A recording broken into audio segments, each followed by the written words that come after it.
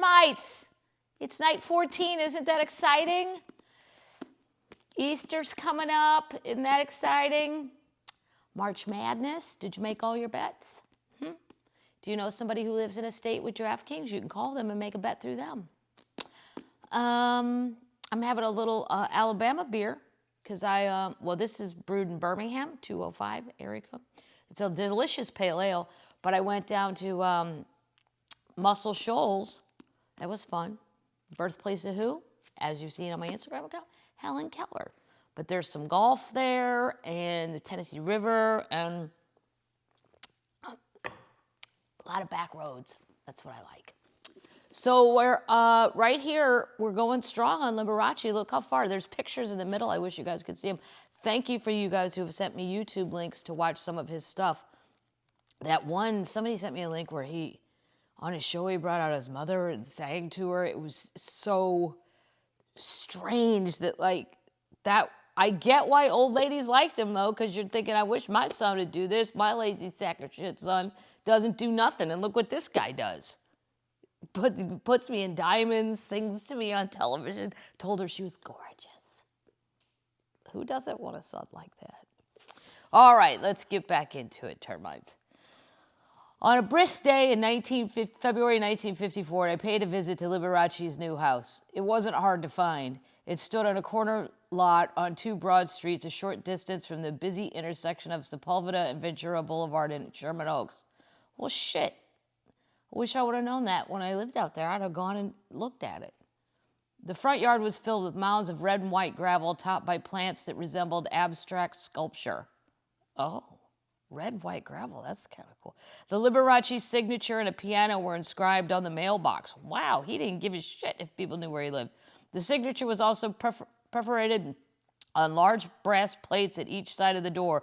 The doorbell chimed the Liberace theme, "I'll be seeing you." Oh my God.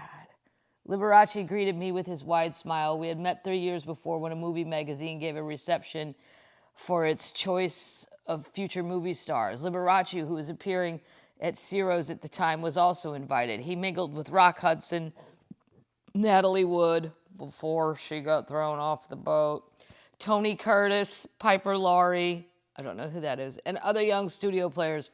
Then someone asked him to play the piano. As always, he obliged, but no one listened. The actors were too busy talking about their latest pictures, and Lee couldn't compete with the din. I've never seen that word in print. He gave up trying. "Come into the den and have some coffee," Liberace urged. "Mom has made some wonderful banana cream pie." Good for Mom. Look at that sounds delicious right now, but I'm hungry right now. Along with Seymour Hall and the man from Columbia Records, I had some of Mom's pie and coffee while Lee talked about his new home. I hunted and hunted for a new house because the one on Camellia just wasn't big enough, but of all the places fell short of what I wanted, so I decided I would have to build my own house. I found an architect I liked, Al Dingman, and I told him my needs. I wanted large, airy rooms. I wanted living space for me and Mom. I wanted a soundproof room where George and I could practice. I wanted a big, modern kitchen for Mom, and I always wanted a swimming pool because I always dreamed of having one. I did too. I think when you grow up in the Midwest, probably the South too, well, anywhere, I guess, but your idea of rich is somebody that has an in-ground pool, not an above-the-ground pool. I had friends who had those, and all I know is, even at my cousin's house, my Aunt Nan used to make us wear socks in the pool so we didn't rip the lining. I'm like, really? We have to wear socks? Ugh. But I thought that was, you were rich if you had an in-ground pool for sure. And you kind of are, but especially, I don't know, maybe it was just too hot in Missouri in the summer. All I ever thought was, we need a goddamn swimming pool. Then Al asked me my preferences. I told him I like comedy and I like drama. I enjoy classical music, but I have a fondness for jazz. He went to work with that in mind, and I contributed my own ideas all the time. I made little sketches of things I wanted. I picked out everything from the hardware to the furniture. What you see is what I had in mind. This house has drama, but it also has touches of humor. It's classical, but it's modern too. Would you like to see it? It was, well, pure Liberace. Candelabras everywhere, the color motif, black and white like the piano. The living room was huge, necessarily so to house the Baldwin grand piano, which was 6 inches longer than a normal size. A large glass top planter with was piano-shaped and pianos were etched into the bottom of the lamps. Wow. It's too bad they couldn't have kept us like this and then just charged people to go through it. I definitely pay $25. Definitely. Shelves displayed a collection of miniature pianos and pictures, each with a printed card of explanation. Liberace as seen by a young fan. Hand-painted portrait of Liberace plays Brahms' Lullaby, etc. I started the collection when I was 8 years old. It was given to me by Paderewski, who was a family friend. I guess he was my idol. The tour continued through the dining room with its music scroll back chairs into the bedroom, dominated by an immense bed covered with a satin spread embezzled with the large L intertwining a piano, more piano lamps, a large oil painting of Liberace on the wall. Okay, I wouldn't go that far. I have no paintings myself. I do have an award. It's called the Phyllis Diller Award, and I do display that only because they spelled my name wrong, and I think it's hilarious. It says Kathleen. They just forgot the L. Kathleen Madigan. That lady was really funny that year. But who would do that? Have an oil painting of yourself? I don't know. I'd feel fucking weird. Like I'm surprised because he's kind of humble. Maybe somebody painted and he felt like he had to put it up. Don't ever give people art. I've never understood when people do that. Like, now I have to put it up if you come here. I have to save it in a closet, store it, and then go, shit, so-and-so's coming, I better put up the thing. Yeah, not a good gift. The tour, or maybe just get him a gift certificate to where said art exists and see if they would have spent it. The tour continued through the dining room. Oh, we already did that. Large bathroom done in black and mirrors. Ooh, no pianos in the bathroom. The sunken bathtub was my idea. I'm with Liberace on that. Lee explained. When I was making a musical short at RKO, I wandered over to the set where they were shooting Androcles and the Lion. No idea. An actor was sitting in the pillows of suds and sitting in a billow of suds in one of those Roman tubs, and it seemed to me the height of luxury. Yeah, I would think that too. That's another, when you're not rich, what you think that is. He saved his greatest pride for the end of the tour, the swimming pool. It was shaped like a piano top with 88 keys painted in black and white on the cement deck at the wide end. The towels were hem-stitched with the titles of all the songs Liberace had recorded. Laura, Lebenstraum, I Don't Care, etc. After the tour, we returned to the den, and I questioned Lee about the waves of criticism in the press, especially the John Crosby attack. Since Crosby wrote that about me, he said cheerfully, I've had thousands of letters from men apologizing because they never took the time to write me. They said they'd always enjoyed my TV shows and concerts, but they'd let their wives do the writing. He shrugged off Tobham and other highbrow critics. Naturally, I condense. I have to know just how many notes my audience will stand for. How many notes? Oh, I get it. Yeah, I condense, meaning he condenses his songs. Right. Everybody appreciates that. I saw Cher once in Las Vegas. One of my top 3 shows I've ever seen as far as a singer person goes, show person goes. Because she really is a show person. Like, Dolly, it's a concert more than a show. Cher did every decade in costume. 60s, 70s, 80s, 90s, 2000. All these dancers, it's not a real elephant, but she comes in on a glittered elephant. Like, it is amazing. And she sings all those songs, but she condenses them, which is great. We don't need to hear all of Gypsies, Tramps, and Thieves, right? Just a couple bars of it. Like a couple. You don't need the whole thing. She did a great job. There's nothing wrong with condensing. I think an audience appreciate, at least I do. Far from retreating from the critics, he was planning to face them. Oh, wow, May 26th in the biggest arena yet, Madison Square Garden. Bah! Did you know there's only been one other pianist to give a recital at the Garden? You know who it was? Paderewski. Before I left, Lee insisted I sign the guest book. It was shaped like a piano. I know he loved the piano, but at some point, people probably gave him shit too, and then that starts a thing. once people go, oh, so-and-so likes frogs. And then the next thing you know, there's 9 million of them in their fucking house. There was a bar in Houston. It used to be one of my favorite bars ever. I don't think it's there anymore.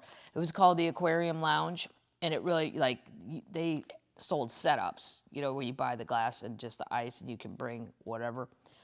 But it was completely covered, floor to ceiling, wall to wall Elvis stuff. Paintings, posters, whatever. And it was these two old people that owned the bar, really old, like 90 and above. And I said, so which one of you guys likes Elvis so much? It was a husband and wife. And she said, neither. I liked him, like I just had a picture of him, and then people just assumed it, and now it's just so out of hand, I can't control it. I thought, well, it's better than frogs. At least Elvis was cute. The Garden had never seen such a crowd. They came from Scarsdale and Larchmont and Stamford, as well as Newark and Staten Island and the Upper East Side, too. They wore muskrat stoles and fox boa and rimmed glasses, and many had the hair shade of pale blue. Some were accompanied by husbands who grumblingly consulted ticket stubs as they searched for their seats in the arena where Joe Louis defended his title, and Gargantua the ape headlined the circus. There were 15,000 of them, and they snapped up dollar programs that offered photographs of Liberace as a boy with George in concert, and Mom in the kitchen, and rising out of the piano-shaped pool. The Garden, smelling only faintly of athlete's sweat and elephant dung, was draped by American flags, red, white, and blue bunting. At the west end stood a bandstand with a huge piano. Above it was a huge turquoise wall hanging adorned with the piano symbol. Liberace's entrance was described by the New Yorker Man Stanley. This is how he described it. Tense moment. No sound in the entire garden other than heavy breathing. The entrance! Liberace himself! A poem in white tie tails and white shoes and pancake makeup. Auditorium beside itself. Scenes of pandemonium. Ladies waved handkerchiefs, chirped greetings, shouted welcome, cries of joy, great happiness, and Liberace smiling like a well-fed baby. That's how Louis smiles after he's eaten, like a well-fed baby. The foodies, his dark curls gleamed under the spotlight. It's a dream come true, playing here tonight.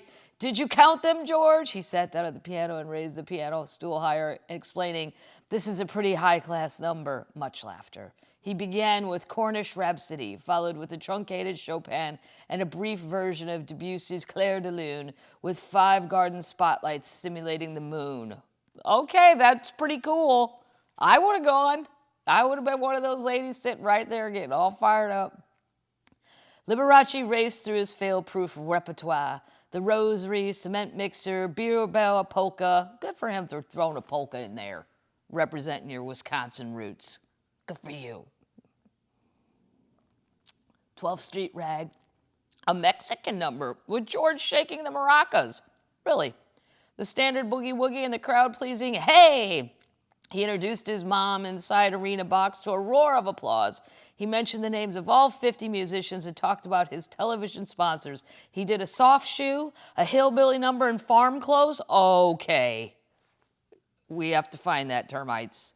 If it was ever filmed, I need to see Liberace in farmer clothes doing a hillbilly number. And he returned in a gold lame jacket to play Request. Of his piano style, Stanley reported, strong fingers, this fellow. Loves to run him up and down the keys, back again and then up. Series of runs and flourishes. Pedal work difficult to analyze. Keeps pumping feet up and down and sideways as though he were on an electric horse. After 2.5 hours of play, he told the audience, I'm not tired if you're not. A roar of approval. He remained for another half hour. You overwhelmed me, he explained. I got goose pimples. We always said goosebumps. In the South, they say chill bumps. Chill bumps. You got chill bumps? Next year, he might try Yankee Stadium, he said. Liberace could smile en route to the bank. His payment of $138,000 for the Garden was forever to be enshrined in the Guinness Book of Records as the highest single salary ever paid a pianist. Well done. The television era brought with the creation of instant pop folklore. None was more pervasive than Liberace. In 1954, the Liberace show appeared on 184 channels, reaching virtually every household that contained a television set. For New Yorkers who couldn't get enough of Liberace, WPIX offered his show 10 times a week. Oh my God. Comedians found rich material in Liberace, his costumes, the candelabra, the swimming pool mom. Here's something from a Bob Hope monologue, which, by the way, for the record, I was on a Bob Hope special.